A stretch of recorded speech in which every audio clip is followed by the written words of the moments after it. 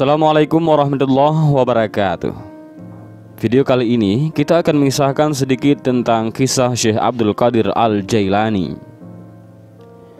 Hidup Syekh Abdul Qadir Al-Jailani diwarnai kisah-kisah kesalehan serta karamahnya. Pembantu Syekh Al-Jailani, Abu Abdullah Muhammad bin Abdul Fattah Al-Harawi berkisah, "Saya membantu Syekh Abdul Qadir selama 40 tahun.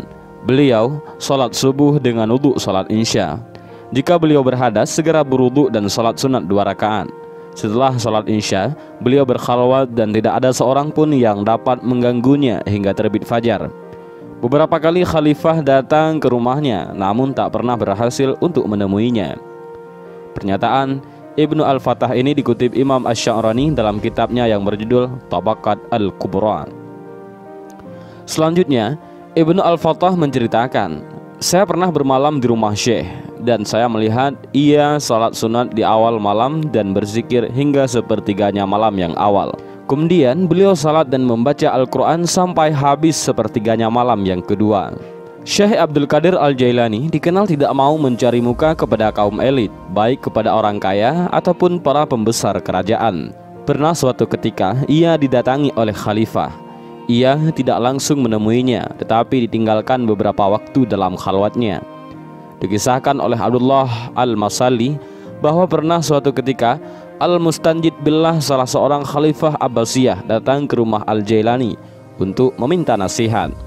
Ia meminta sesuatu yang bisa mententramkan hatinya, yaitu buah apel yang langka yang ada di tanah Irak. Lalu Syekh Abdul Qadir Al-Jailani pun mengadahkan tangannya ke langit memohon kepada Allah. Maka sekejap itu pun 2 buah apel tergenggam di tangannya. Maka diberikanlah sebuah untuk khalifah dan sebuah lagi untuk dirinya. Setelah apel dikupas dari tangan Syekh Abdul Qadir Al-Jailani, terciumlah bau harum dan manis. Tetapi anehnya, kupasan khalifah itu tercium bau busuk dan penuh dengan ulat. Lalu khalifah terkejut seraya bertanya, "Kenapa begini wahai Syekh?" Beliau menjawab, "Ia busuk dan berulat karena dijamah oleh tangan seorang zalim, dan ia harum dan wangi karena dijamah oleh seorang wali Allah." Konon sejak itu khalifah taubat dan menjadi pengikutnya yang setia. Syekh Abdul Qadir Al-Jailani benar-benar tidak takut akan murka khalifah. Padahal pada masa itu, jika seorang berani mencela perbuatan khalifah, maka akan mendapat hukuman yang berat. Kisah lainnya, Abul Husain Ali Husni Nadawi mengungkapkan dalam kitabnya Rijal Al-Fikri wa Da'wah fil Islam. Dalam kitab ini beliau menceritakan ketika Khalifah Al-Muqtadi li Amrillah mengangkat Abu Al-Wafa' Yahya bin Sa'id bin Yahya Al-Mudaffar untuk menjadi hakim ataupun qadhi. Maka Syekh Abdul Qadir Al-Jailani menyerang habis-habisan dalam ceramahnya, "Engkau menjadi penguasa atas kaum muslimin dengan cara yang zalim. Apa tanggung jawabmu di sisi akhirat kelak?" Maka khalifah pun mendadak menangis dan seketika itu juga Abu Al-Wafa' dipecatnya. Tentang karakteristiknya Syekh Abdul Qadir Al-Jailani yang mulia ini, Al-Jailani mendapat julukan yang sangat tinggi. Yusuf An-Nabhani dalam kitabnya Jami'u Karamat Aulia menyebutnya sebagai sultannya para wali ataupun sultanul aulia dan imamnya para sufi. Demikian pula Izzuddin bin Abdussalam dan Ibnu Taimiyah yang dinukil secara mutawatir mengatakan bahwa Al-Jailani mempunyai banyak karamah melebihi para wali di masanya. Karamah itu ada kalanya digunakan untuk sesuatu yang luar biasa yang terjadi pada diri seseorang yang saleh atau wali sebagai anugerah dari Allah Subhanahu wa taala untuk menunjukkan ketinggian kedudukan orang tersebut di sisi Allah sebagaimana mukjizat para nabi. Para pengikutnya meyakini karamah Syekh Abdul Qadir Al-Jailani yang terpenting adalah menghidupkan hati dan jiwa yang mati, menanamkan keimanan, menanamkan rasa takut kepada Allah Subhanahu wa taala serta menyalakan jiwa untuk berbakti kepada Allah. Secara metaforis disebutkan, Asy-Sya'rani mengatakan bahwa beliau tidak pernah dihinggapi lalat sebagaimana Rasulullah SAW karena kemuliaannya. Syekh Yusuf bin Ismail An-Nabhani dalam kitabnya berjudul Jami'u Karamat Aulia menyebutkan, pernah suatu ketika Syekh Abdul Qadir Al-Jailani sedang duduk dan hendak berwudu. Tiba-tiba ada burung mengotorinya, maka seketika itu juga burung itu mati. Melihat keadaan itu, Maka Syekh Abdul Qadir Al-Jailani cepat-cepat membersihkan pakaiannya dan kemudian pakaian itu disedekahkan kepada fakir miskin sebagai tebusan burung yang mati. Seraya ia berkata, "Seandainya aku berdosa karena burung ini, maka pakaianku inilah sebagai tebusannya." Ia juga menghidupkan burung dan ayam yang sudah mati. Sedangkan Abu Ahmad Abdul Hamid dalam bukunya yang berjudul Jawahir Al-Asani ala Lujjain Abbani mengutip Umar Usma Asy-Syarafi dan Abu Muhammad Abdul Haq Al-Harami mengatakan bahwa beliau juga mempunyai kekuatan yang luar biasa, bisa menaklukkan musuh dari jauh. Dengan kekuatan batinnya, ia menangkap seseorang dari kejauhan. An-Nabhani masih dalam kitabnya yang berjudul Jami'ul Karamat Aulia mencontohkan tentang apa yang dikisahkan Saraj tentang Abu Al-Mudhaffar Al-Hasan. Al-Hasan adalah seorang pedagang besar Baghdad. Pada suatu ketika ia menghadap kepada Syekh Hamad Ad-Dabasi, seorang tokoh besar dan guru tarekat Al-Jailani, dengan maksud meminta restu agar dalam berniaga mendapat keselamatan dan keuntungan. Tetapi Syekh Hamad tidak memperkenankan karena akan ada bahaya maut dan perampok yang hendak menghabiskan barang dagangannya. Sepulang dari Syekh Hamad, pedagang tersebut bertemu Syekh Abdul Qadir Al-Jailani di tengah perjalanan.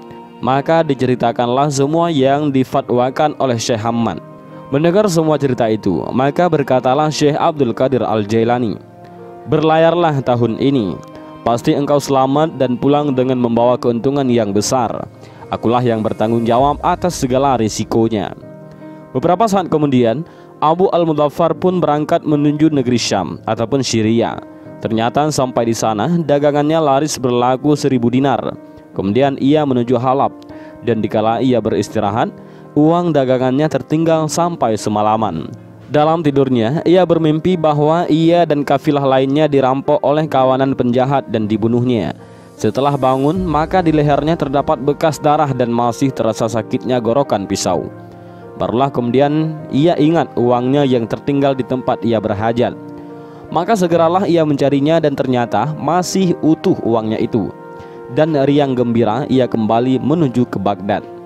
Sesampainya di sana, ia berkata dalam hatinya, apakah ia harus menemui Syekh Ad-Dabbas dulu karena yang paling tua, atau Al-Jailani yang cocok fatwanya? Tetapi tiba-tiba ia bertemu dengan Ad-Dabbas di pasar Sultan. Kemudian Ad-Dabbas berkata, "Temuilah dulu Al-Jailani karena ia kekasih Tuhan yang mendoakanmu sampai 17 kali, sehingga bahaya maut yang semestinya menimpa dirimu benar-benar hanya engkau temui di dalam mimpi saja. Begitu pula hartamu yang hilang sementara karena kelupaanmu." Lalu Abu Al-Mudhaffar menemui Syekh Abdul Qadir Al-Jailani. Sebelum ia, maksudnya adalah Al-Mudhaffar, mengutarakan segala sesuatunya, tiba-tiba Al-Jailani sudah mendahului pembicaraannya. Ia berkata, "Ad-Dabbas mengatakan kepadamu bahwa aku mendoakanmu 17 kali. Demi Tuhan, sungguh aku mendoakanmu sampai 70 kali hingga kau selamat dari bahaya." Dan demikianlah beberapa di antara karamah Syekh Abdul Qadir Al-Jailani. Cerita ini memang sulit untuk ditelaah secara rasional, tetapi banyak yang meyakini kebenarannya. Karamah memang masalah yang sublim dan luar biasa. Al-Quran memperkenalkan 3 bentuk perbuatan yang luar biasa, yaitu mukjizat, karamah, waqi'iyah, dan sihir. Mukjizat secara sederhana biasa diartikan sebagai perbuatan luar biasa yang muncul dari diri seseorang nabi ataupun rasul. Selain nabi dan rasul, tidak ada orang yang mampu mengakses keajaiban ini. Karamah biasa diartikan perbuatan luar biasa yang muncul dari diri seseorang wali ataupun kekasih Tuhan. Waqi'iyah hampir sama dengan karamah, hanya lebih banyak tampil dalam bentuk pengetahuan kejadian masa akan datang yang belum terjadi. Sedangkan sihir adalah juga perbuatan yang luar biasa yang muncul dari diri seseorang yang belajar dan terus berusaha memahirkan diri di dalam mengamalkan keterampilan supernatural itu. Mukjizat, karamah, dan waqi'iyah hanya bisa diakses oleh orang-orang yang secara konsisten membersihkan diri lahir dan batin, yang melakukan pengabdian tulus di dalam pembinaan masyarakat. Ciri-ciri orang yang mendapatkan karamah: tidak pernah memperkenalkan diri dengan mendemonstrasikan kelebihan yang dianugerahkan Tuhan kepadanya. Apalagi mereka tidak pernah terlintas dalam pikirannya untuk mengomersialkan kelebihan yang Tuhan berikan kepadanya. Bahkan banyak orang yang sesungguhnya mendapat karunia berupa karamah tetapi tidak pernah mau memperkenalkan diri ke dalam masyarakat. Syekh Abdul Qadir Al-Jailani memiliki kisah-kisah unik sejak remaja. Diriwayatkan bahwa menjelang keberangkatannya menuntut ilmu ke negeri Baghdad, ibunya membekali 80 keping uang emas yang dijahit dalam saku bajunya. Uang itu adalah harta warisan dari almarhum ayahnya. Dikala hendak berangkat, ibunya berpesan agar Al-Jailani tidak berdusta dalam keadaan bagaimanapun. Ia mematuhi nasihat ibunya. Berangkatlah ia. Begitu sampai di Hamadan, ia mendapat ujian dan cobaan. Segerombolan perampok menghampirinya. Syekh Abdul Qadir Al-Jailani tidak nampak berharta kala itu, sebab penampilannya yang sangat sederhana dan miskin. Tetapi salah seorang perampok itu menanyakan uang kepadanya.